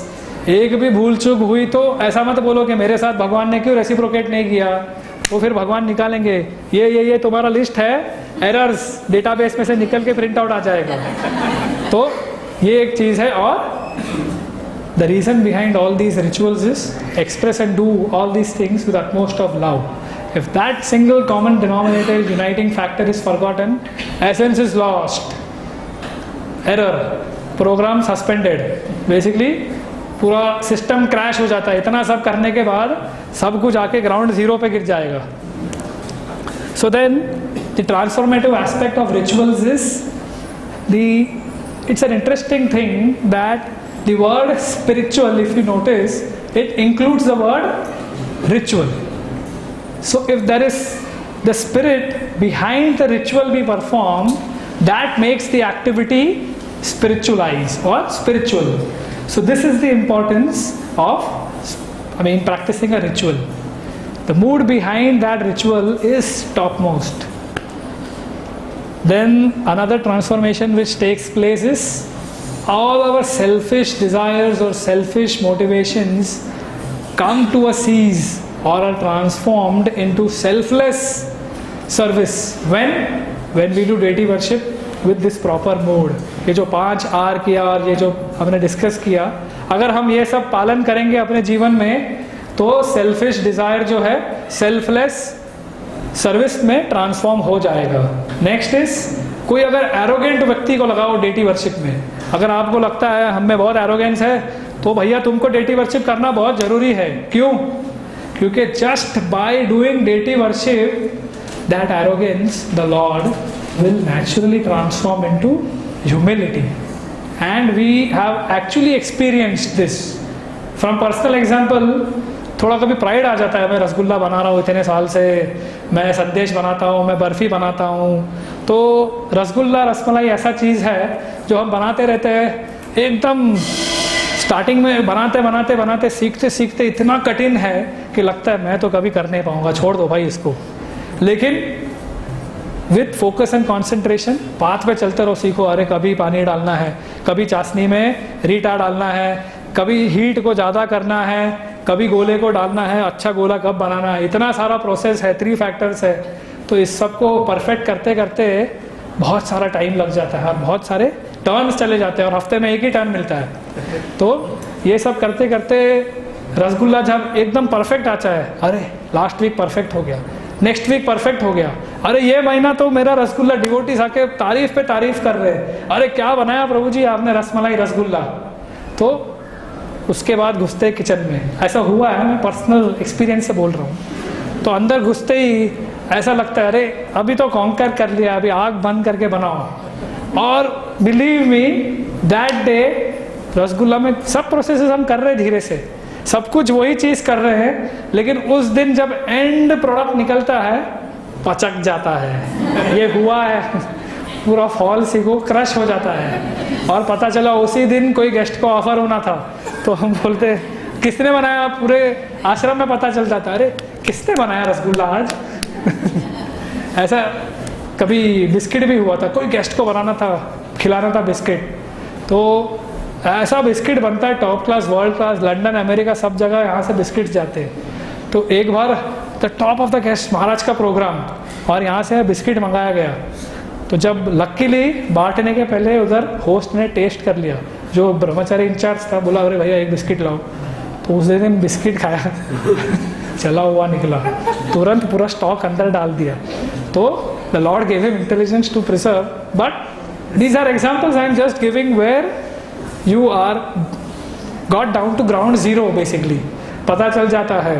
arrogance to humility, humility मतलब -10 में चले जाते हैं, फिर वापस जीरो पे आने टाइम लगता है। तो अगली बार जाते हैं तो नम्र भाव से अंदर किचन में घुसते हैं, भगवान हे राधा गोपीनाथ, पिछली बार मेरा थॉट प्रोसेस अलग था, अब मैं बिल्कुल रसगुल्ला नहीं बना सकता हूँ, जो बनाएंगे आप बनाएंगे, एंड बिलीव मी अच्छा आता है, फुल के मस्त आता है। तो this is tried and tested formula what I am passing on to you right now. The third one is envy into appreciation.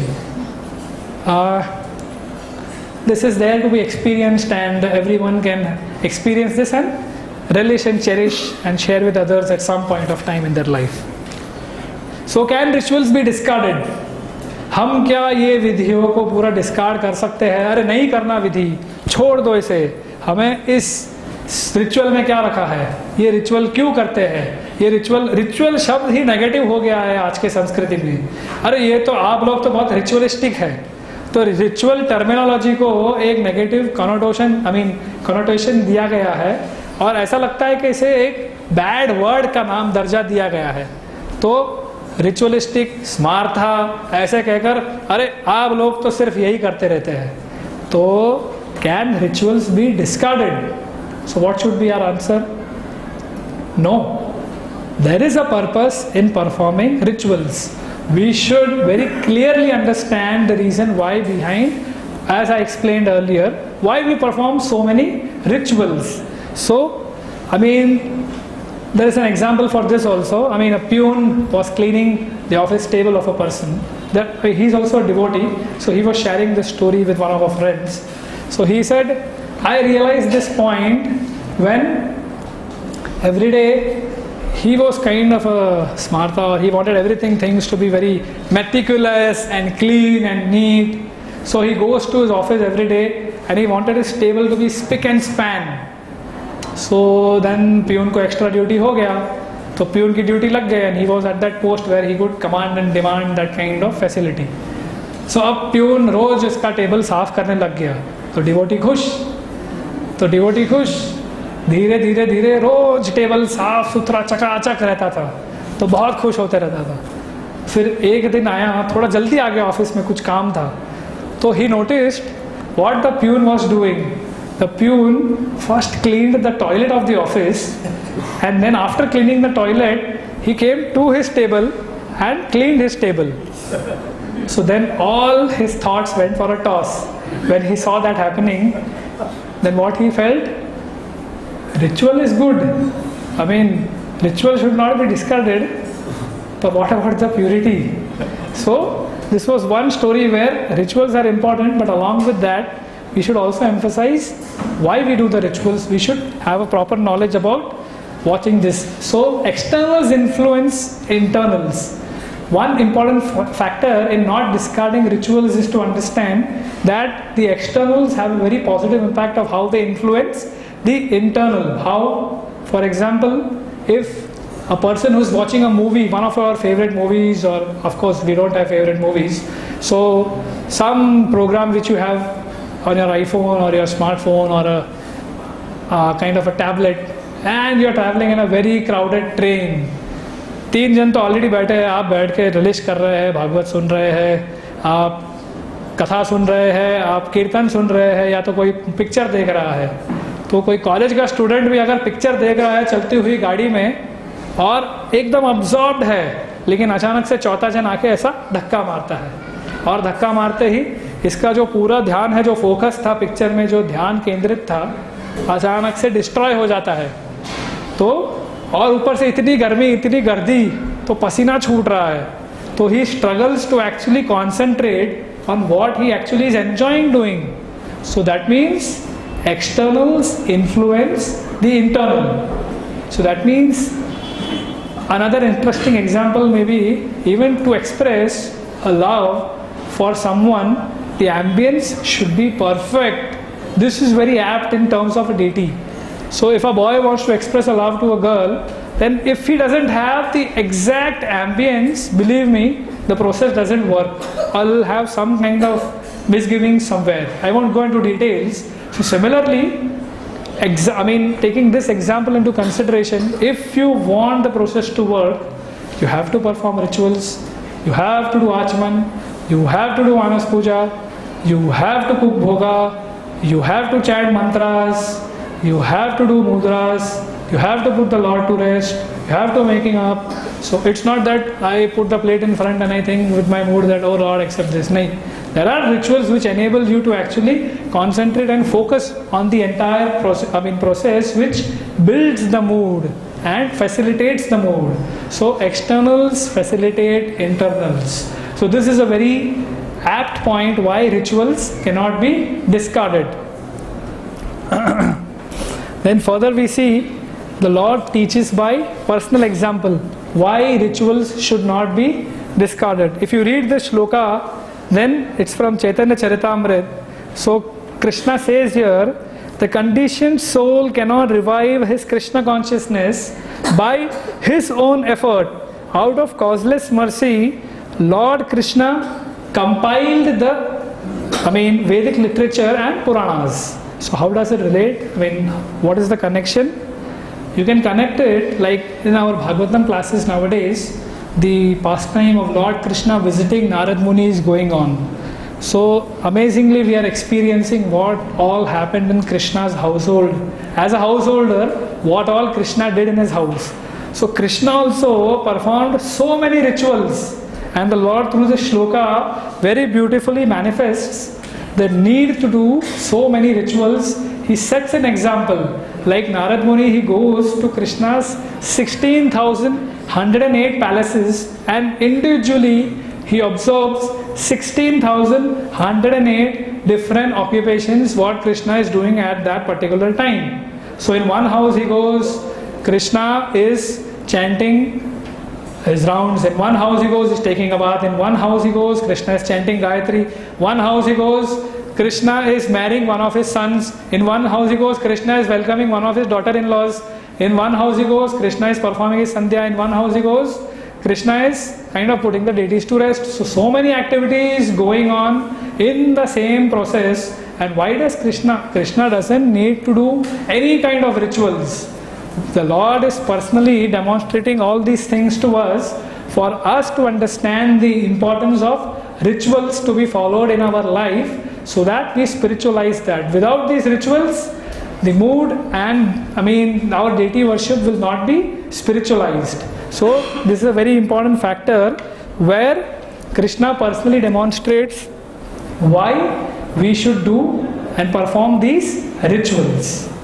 So further when we proceed, the next slide will show us the same thing. It will kind of emphasize and re-emphasize this point that anyone who has taken shelter of the lotus feet of Mukunda, the giver of liberation, giving up of all kinds of obligation, and has taken to the path in all seriousness, owes neither duties nor obligations to the demigods, sages, the general living entities, family members. कोई शरारत करने की ज़रूरत नहीं है. Humankind or forefathers. Such obligations are automatically fulfilled by performance of devotional service to the Supreme Personality of Godhead.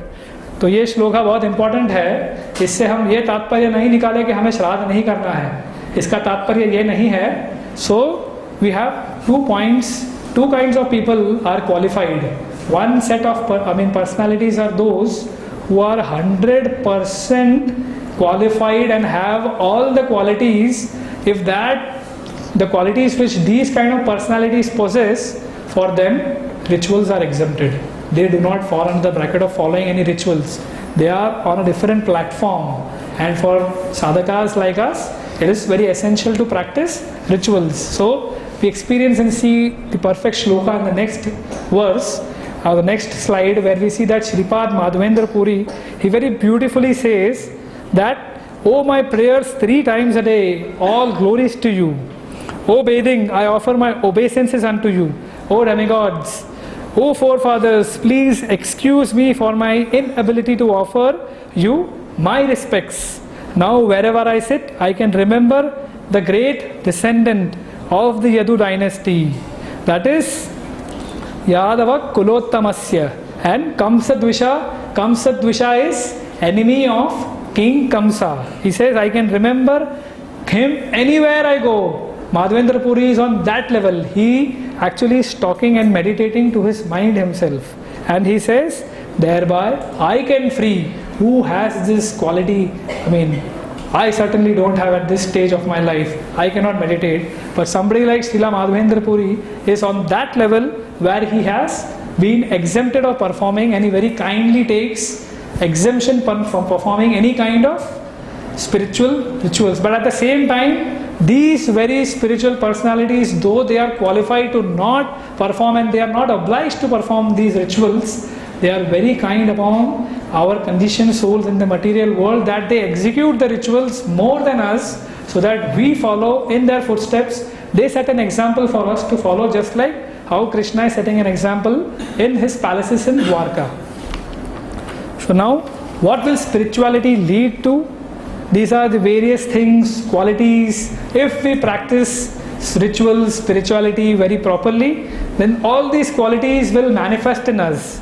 Fraternity, love and kindness, mercy. Then in the next slide you will see satisfaction, thanks, tolerance. So if you ever notice, sometimes sit back and introspect after you perform deity worship for some period of time, months, years. You should sit back and introspect over a period of months and years, that whether I am developing some of these mentioned qualities. If yes, गाड़ी right track पे चल रही है, नहीं तो break मारो, किसी से गाइडेंस लो, किसी से चर्चा करो, या फिर कुछ तो कहीं तो कुछ तो गड़बड़ हो रहा है जिसे आपको सुधारना है. ठीक है? So now what is the end result when humans properly with standard ritual and love offer Lord the rituals he has kindly given back to us? So what is the end result? The Lord is very happy with us. What is the apt example to understand this this particular point is, what is Aarti we offer? Why do we offer Aarti? Aarti is derived from the word Ratri, and it's actually opposite to Ratri, which means a Ratri. That means something before the night. So Aarti means one which has to be done before the night. So can rituals be adjusted? That was another question. For that, this is the answer. Yes, rituals can be adjusted. In our very temple, how we have adjusted the rituals? Mangal Aarti is 4:30 in ISKCON throughout. Radha Gopinath मंदिर में मंगल आरती 5 बजे क्यों है? Objection लेगा कोई? नहीं. क्यों? क्योंकि पैरामीटर्स के अंदर है. मंगल आरती 4:30 में मायापुर में है, वृंदावन में है, पूना में है, वाड़ा में है, जुहू में है, सब जगह है. राधा गोपीनाथ में क्यों नहीं है? क्योंकि यहाँ पर नेबर्स है. तो नेबर्स के लिए मंगल आरती 5 बजे है. नहीं कि वो नहीं आते मंगल आरती में, ताकि वो ना आए इसीलिए मंगल आरती 5 बजे है. तो rituals are adjusted. Rituals can be adjusted in such a way within that you don't lose the essence of why you are performing the rituals. The essence is glorify Krishna. Do the Aarti before the sun rises. आरती हो रही है ना, 5 से 5:30 में बम्बई में तो सूरज नहीं निकलता, तो वो पैरामीटर मीट होता है. आरती भी हो रही है, भक्त भी खुश है, गाना भी गा रहे, नाच भी रहे हैं और प्रभु भी खुश है. तो फिर this certainly fits the bill. So you should, we can justify. We have a living example in our temple. We can adjust rituals, definitely, yes. So now, let's understand why we do these rituals. So I'll end with this example. Aarti we perform, the reason for performing Aarti is very beautifully explained by various devotees. So I just found this. So I thought, you all will like it. I wanted to share it. So it's mentioned that all the elements that the Lord has very mercifully bestowed on the material living entities in this world. What are the padharth which the Lord has given us? Air, water, fire, earth, ether. So living entity is offering his gratitude, love in the form of an aarti to express his heartfelt love to the Lord. सोचो कैसे? अब ये अर्थ कैसे meet होता है? जब धूप offer करते हैं, जब हम धूप घुमाते हैं ना भगवान को, तो धूप क्या है? धूप है हर्ब्स से बना है. हर्ब्स क्या है? अर्थ है. और गोबर है, वो सब आखिर में धरती से निकलती है, तो that comes under earth. So the next ritual which we offer और the upchar which we offer is deep. Deep is fire. You offer fire, very clear to understand. So the Pujari offers the entire element of fire to the Lord on behalf of the entire congregation, the entire world, signifying, oh my Lord, oh Krishna, accept these elements as an offering of love and gratitude and kindly bestow love upon us and kindly accept this. These are the very things that you have given, and we are just as a small child lovingly offers his parents अपने pocket money से जमा करके father को खुद एक toy लेके खरीद के देता है या खुद एक गिफ्ट देता है, तो what's the joy of father? It's like manifolds, it increases manifolds. It's the same money that the father has earned, but the son giving and saving and offering it back to the father increases the pleasure of the father by manifold number of times. So similarly, our eternal Father Krishna, he experiences manifold number of pleasures just if we offer these small rituals and these small things in the right attitude, in the right mood, with the right reason and with the right, love. So then that pleases Krishna. So further moving, arghya, water element is satisfied when we actually offer the arghya to the Lord. And when we blow the conch, the ether element comes into existence. And also the vyajan, the peacock feather which we do, is meant to actually give air to the Lord. So that takes care of the ether element. And I guess earth, water, fire, air, ether, all are met in this. So it's a very beautiful example where all the 5 elements given by the Lord are offered by the Pujari, by the living entity to the Lord back. And when we understand this simple science, and next time when you offer Aarti in your home, when we offer Aarti in the temple, just meditate on this aspect and just believe and see what transformation. You'll be really happy in your mind if you actually focus on this when you're offering every upchar, that oh my Lord, this is earth element that I'm offering to you with love, kindly accept this. That will give pleasure to the Lord, the mood in which you offer. And then we have prayers. Prayers is, I'll not get into deep in this. This is just a meditative segment. So at the end of the 3rd day, maybe we will just give you a list of prayers which you all can absorb. So I just thought I'll put these 3-4 pictures. There is this Gajendra Stuti, Madrik Prapanna Pashupasha Vimokshanaya Muktaya Bhuri Karunaya Namolayaya Swamshena Sarvatanubhrin Manasi Pratita Pratyak Drishe Bhagavate Brihate Namaste. So Gajendra is very beautifully offering prayers unto the Supreme Lord, and he basically is very humbly requesting the Lord to save him, give him, oh all merciful Lord, I know you are all benevolent, and I'm rest assured that kindly it is you are so merciful that you will save me at this hour of crisis and the need. Although I am an animal, although I am offering prayers, but because you are all benevolent, all merciful, you will protect me. Thank you, my Lord. Okay? This is a very important, I thought it's very nice to meditate on shlokas such as Gajendra Stuti. There are kind of 40 shlokas in this segment. So this is very important, very nice to meditate on whenever anyone has time. You can open the 8th canto of Bhagavatam. Just go through, flip through, read the translations. That will kind of give you a lot of spiritual nourishment. Then another important pastime I saw was Dhruva Stuti. Just 12 shlokas.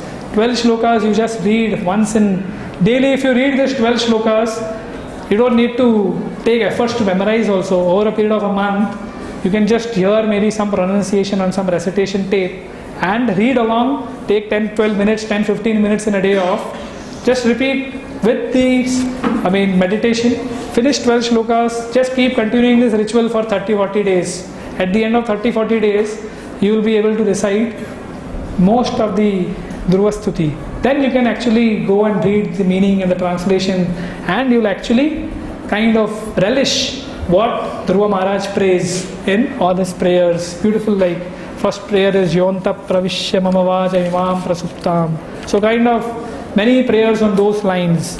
Then also there is this Narsingha prayer where Prahlad Maharaj offers Stuti to Narsingha Dev. This is from the 7th canto of Bhagavatam. So this is also one more pastime which I felt will enable us to kind of absorb ourselves, and this is Bhagavatam, Krishna himself, so definitely it will help us.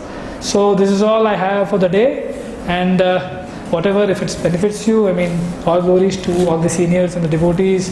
And actually I didn't know much, frankly expressing. When I prepared for this seminar, Radhika Vallabh Prabhu very kindly, he pushed us into doing this seminar.